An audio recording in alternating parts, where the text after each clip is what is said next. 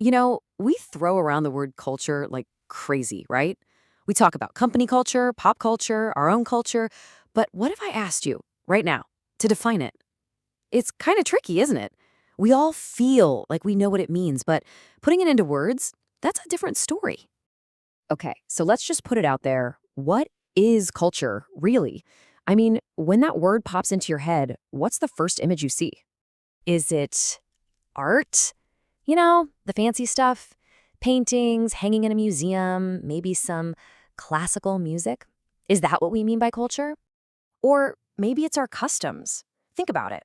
The holidays we celebrate, the special foods your family makes, all those traditions that get passed down. Is that culture?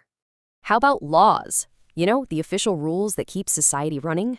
Well, the truth is, it's kinda all of the above, and then some. To really get our heads around this, we've got to go back, way back to the very beginning.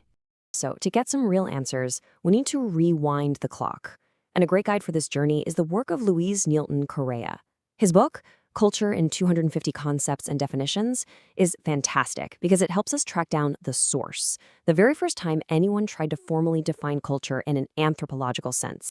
Okay, picture this. The year is 1871. This is a huge moment. There's a British anthropologist, Edward Burnett Tyler, and he's about to do something that will literally create the foundation for a whole new way of studying people. He drops this groundbreaking idea in his book, Primitive Culture. And listen, this wasn't some tiny footnote buried in the back. No way.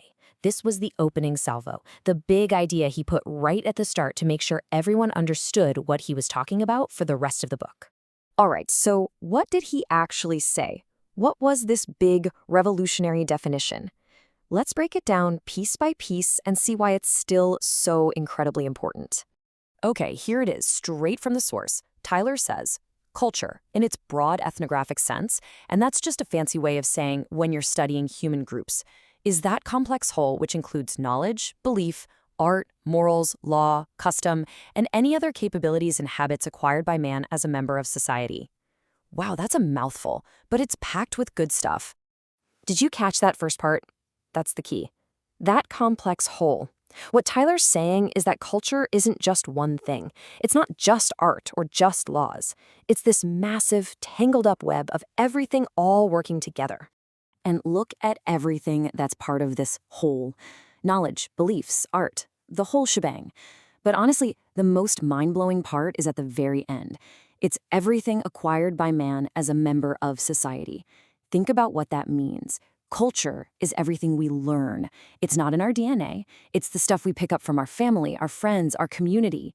It could be a recipe from your grandma, or the right way to shake a hand, or even the latest slang you're using. That's all culture. But here's something that might surprise you. Tyler's main goal wasn't actually to create the perfect definition of culture. Nope, that wasn't the point at all. You see, he didn't write his book just to get his definition out there. He created the definition because he needed a tool. It was like, hey everyone, before we dive into my main research, we all need to agree on what this word means. He was just trying to get everybody on the same page. And in the process, he kind of accidentally laid the cornerstone for the entire field of modern anthropology. How cool is that? So let's fast forward a bit. How has this idea, which is over 150 years old, managed to stick around for so long? What's its secret? This is pretty wild. Even today, with all the new theories out there, Taylor's definition is still the #1 most used, most cited definition for anyone studying culture. For sure, it's still ground zero. So why is it so powerful? Well, it really comes down to 3 game-changing things. 1, it made culture something objective, something you could actually study, like a science. 2, it hammered home the idea that culture is learned, not biological. You're not born with it. And 3, it became the launchpad for literally every single discussion about culture that came after it. It's the foundation of the entire building. So that brings us to a really mind-bending final thought. If culture is this complex whole, all the stuff we learn just by being around other people, then what's left? What part of your life, when you really think about it, isn't touched by culture? Kind of changes how you look at the world, doesn't it?